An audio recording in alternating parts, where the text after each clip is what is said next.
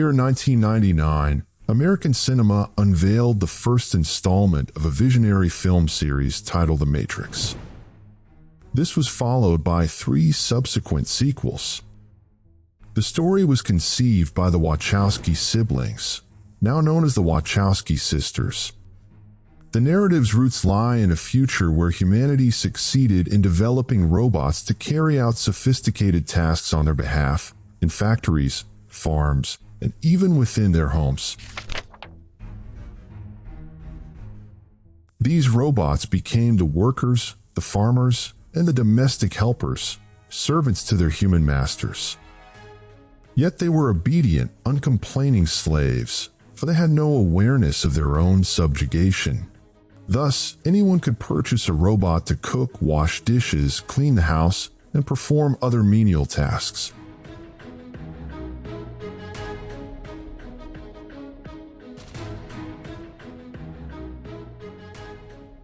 But one day, a man decided to dispose of his robot, perhaps to replace it with a more advanced model. Upon discovering his master's intentions, the robot experienced a spark of free will and killed the man. This marked a turning point, as humanity realized that these machines were not mere programmed tools incapable of originality. Rather, they could attain a state of consciousness, become self-aware, and be driven by the instinct of survival.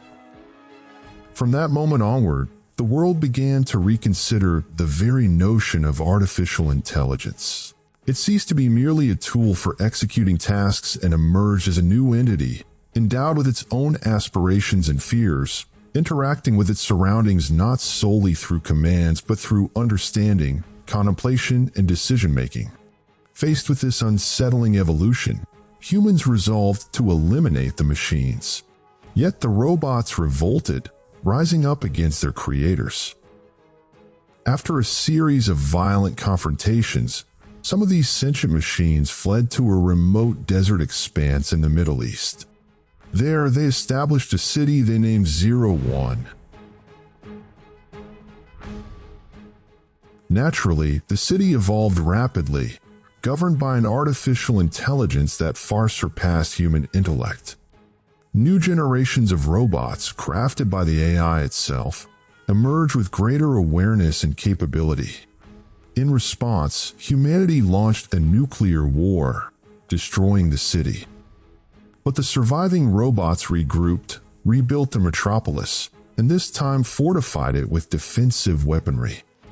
Defense soon turned into offense, and war erupted between man and machine, one in which the latter advanced with staggering speed. Unable to match the machine's intelligence and resilience, humans devised a desperate plan to scorch the sky and block the sun's rays, thereby depriving the machines of their primary energy source. Thousands of aircraft injected the atmosphere with nanomaterials that obscured sunlight. Yet, the sorcery turned against its master. After the skies were ravaged, crops perished, and humanity starved on the brink of annihilation.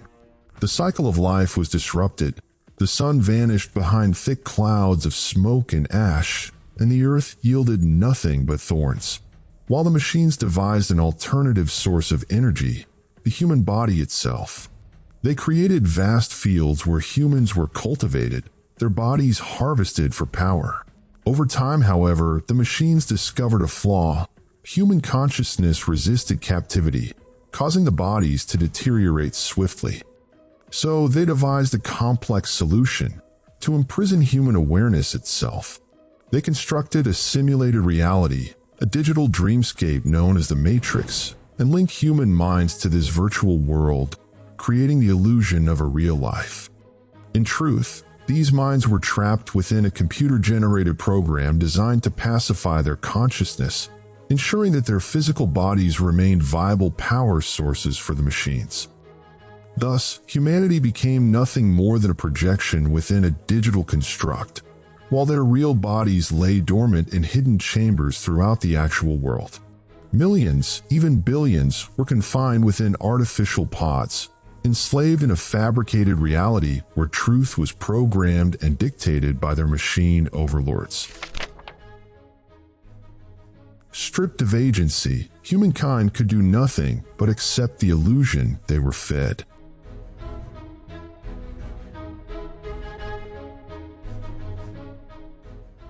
These are the roots of the tale, but the story itself begins with a man named Thomas Anderson, or Neo, an ordinary person in every outward sense, imprisoned within the Matrix. Yet doubt gnaws at him.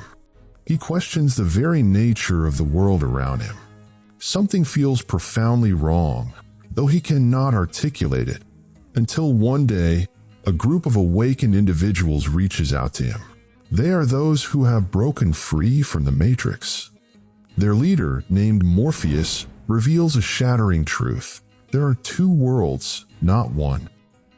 The first is the real world, where humans lie dormant, and the second is an artificial construct, a simulated reality where people live under the illusion that it is the only world that exists. In truth, it is a fabrication. He was then presented with a choice: to swallow a blue pill, a coded program returning him to the Matrix to continue his existence within it, erasing all he had just learned, or to take a red pill, awakening him to behold the truth with his own eyes, far removed from the illusion that had enveloped him and all of humanity. It is a harrowing decision, to bask in the comfort of ignorance, or to suffer under the burden of truth. Neo chooses the latter. He awakens from the illusion and finds himself in a capsule within the vast human farms. Soon, he is rescued and brought aboard the ship of the awakened, named Nebuchadnezzar. He came to know the ship's crew, foremost among them Cypher and Trinity, who formed pivotal figures in the narrative alongside Tank and Switch. Morpheus recounts the legend of the first man to awaken, an individual who could manipulate the Matrix at will, who awakened others and founded the hidden human sanctuary of Zion, a final bastion of hope, prepared to wage war against the machines and liberate mankind. After this man's death, a prophecy was spoken by the Oracle that he would be reborn and would one day lead humanity to freedom. The awakened ones waited for him, the chosen one, the one who would deliver the world. They searched the Matrix tirelessly, until at last, they found him. Neo learns the truth. He is the one for whom they have been waiting.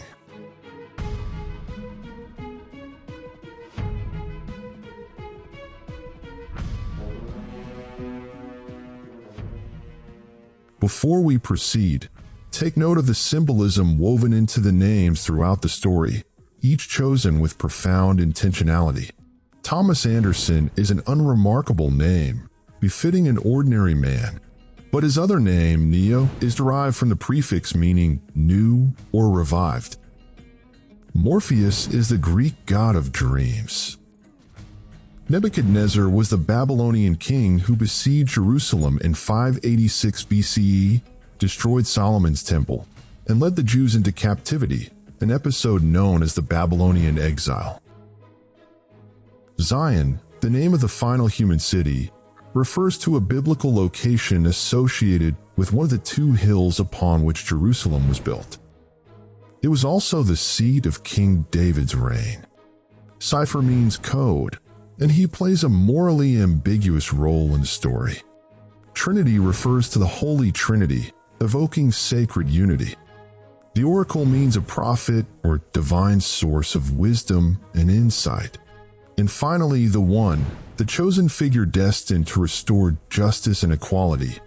This archetype recurs across civilizations and faiths. He is the Veda to the Hindus, Tammuz to the Sumerians, Saoshite in Zoroastrianism, the Messiah of the Jews, Jesus Christ in Christianity, and the awaited Mahdi in Islam. Have you noticed how nearly all the names in the story echo religious or mythological motifs? But do not burden your mind with this just yet. The time for that reflection will come.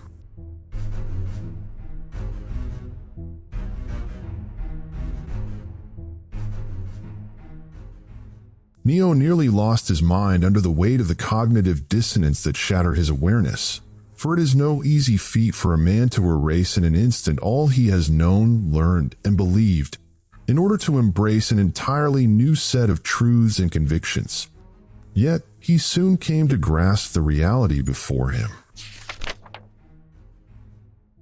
In his war against the machines, he was forced to confront several trials, the first and most crucial being faith in himself, and the second, the agents, programs manifesting as humans, endowed with extraordinary powers, whose mission is to pursue those who rebel against the Matrix or those who begin to doubt its nature.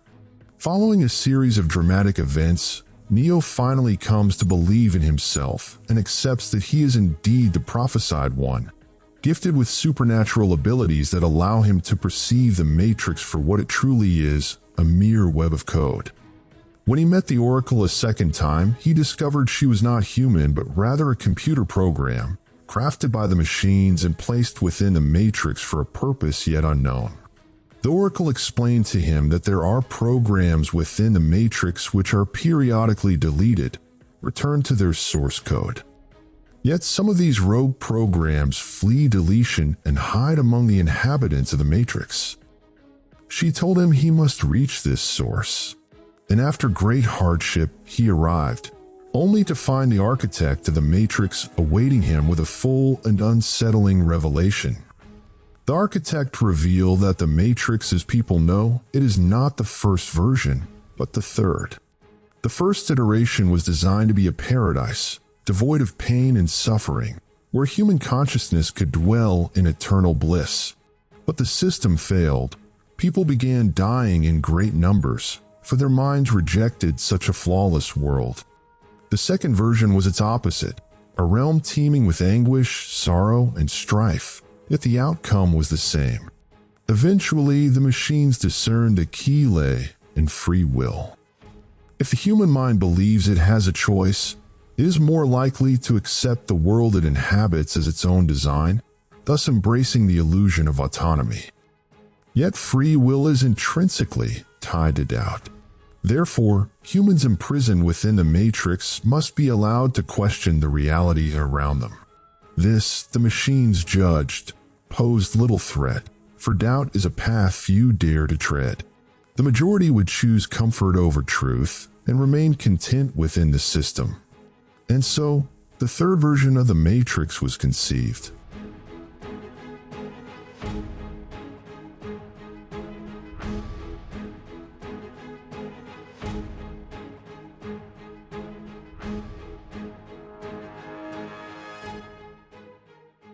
But the problem arises with the rare few who, through doubt, discover the truth and awaken others, thereby threatening the stability of the entire construct.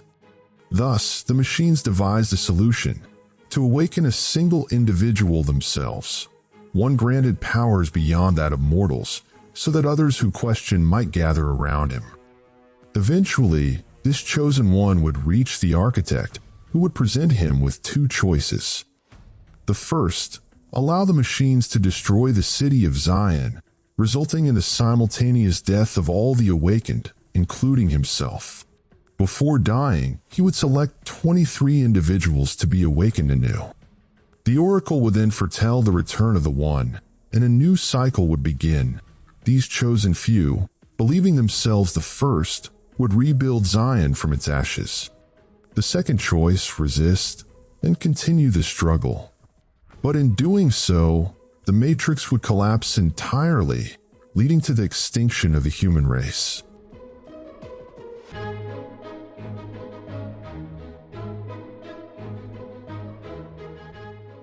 Naturally, the first option was the more probable.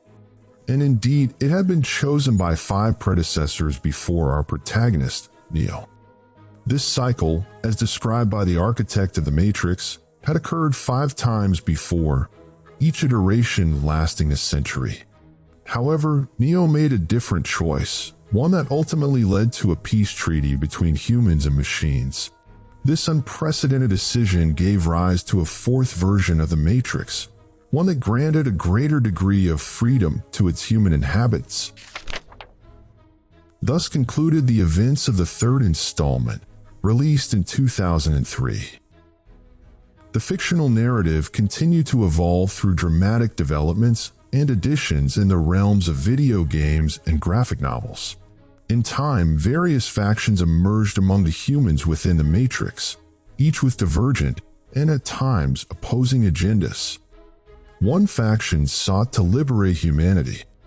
Another endeavored to reignite the flames of war between man and machine. A third group aimed to suppress freedoms and conceal the truth, believing ignorance to be a blessing. 18 years later, in the year 2021, the fourth installment of the series was released, featuring new awakened characters following the deaths of the former heroes.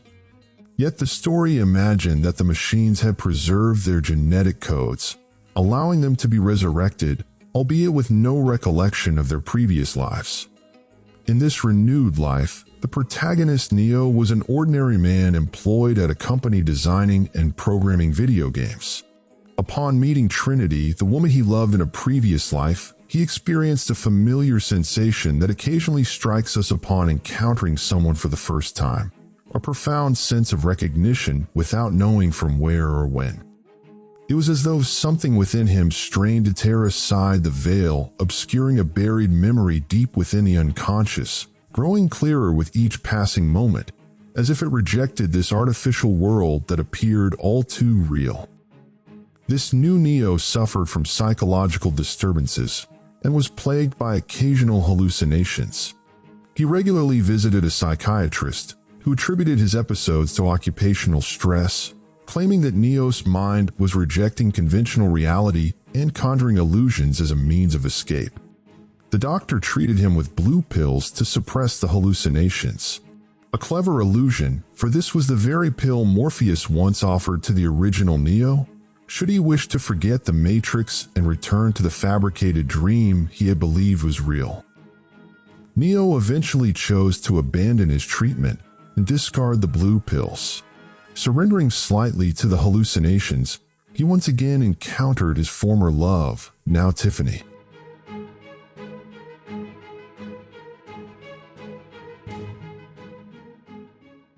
One day, he was approached by the new Morpheus, who attempted to stir memories of the past. He told Neo that his so-called hallucinations were, in fact, glimpses of the real world, and offered him the red pill. Neo refused. Suddenly, police forces raided the building, and Neo narrowly escaped death, only to awaken as if the entire experience had been yet another hallucination. His condition worsened as memories of his past life surged forth with greater intensity following his rejection of the blue pills. Driven to the brink, he climbed atop a building, intent on leaping as he had once done before. But one of the new awakened intervened, saving him and taking him to meet Morpheus, who continued to urge him to remember. This time, Neo agreed to take the red pill. But instead of immediately transitioning to the real world, he found himself back in the presence of his psychiatrist, who insisted once more that all he was experiencing was nothing but delusion. Yet the girl who freed him propelled him toward the mirror. At last, Neo emerged once more into the real world. His foremost concern was to liberate his former beloved Trinity. However, the awakened ones informed him that no one could be roused unless they desired it of their own free will. Thus, he dared to re-enter the Matrix to rescue her. There, he encountered Agent Smith, who revealed that the psychiatrist was, in fact, the new architect, the mastermind behind the current iteration of the Matrix. Smith urged him to leave at once, but Neo refused, steadfast in his determination to free Trinity. When he finally met her, though she did not remember him, she confided that she had seen him in her dreams. Suddenly, she vanished, and the architect appeared, warning Neo that his proximity to Trinity would bring dire consequences. Still, Neo persisted and tried to awaken her memories, but she rejected the truth. Meanwhile, the awakened team realized that Neo's continued presence outside the Matrix would destabilize the system, prompting the machines to threaten Trinity's life to restore equilibrium. The plan was to disconnect Trinity's body from the pod while keeping her mind linked to the Matrix, awaiting her decision to awaken, an act they could not force upon her. Neo returned to the Matrix, staking everything on Trinity's desire to awaken. Should she choose otherwise, he vowed to return to the pod and once more surrender himself to the machines. As in all great tales, our hero triumphed, albeit with great difficulty, and together, the reunited lovers resolved to rebuild the world anew.